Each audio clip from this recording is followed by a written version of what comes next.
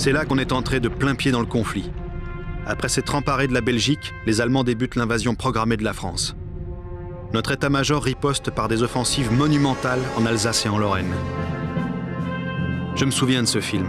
Il restitue le théâtre des opérations pratiquement en live, comme disent les Américains. Regardez, tout se passe à terrain découvert. Des centaines de milliers d'hommes se lancent à l'assaut des positions ennemies, exactement comme pour les campagnes napoléoniennes. Il faut dire que la bataille de Morhange, non loin de Metz, est particulièrement sanglante. Le 25 août, 25 000 Français tombent en une seule journée. Ça m'a donné une idée des pertes qu'on allait subir. Ceux qui échappent aux obus sont fauchés par des mitrailleuses tirant jusqu'à 7 balles secondes. Ceux qui parviennent à bout de souffle sur la première ligne ennemie vivent l'enfer.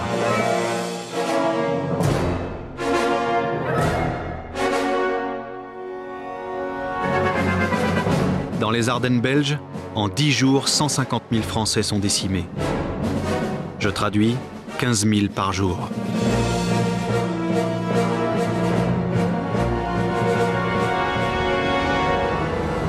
La retraite de notre armée s'ensuit, en bon ordre.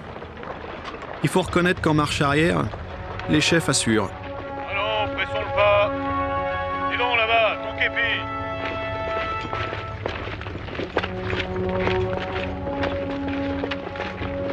Et pendant ce temps, les Allemands foncent sur Paris. Ils frôlent ses périphes, à 28 km près. Nous, on fait sauter dans l'urgence les ponts sur l'Ourcq et la Marne.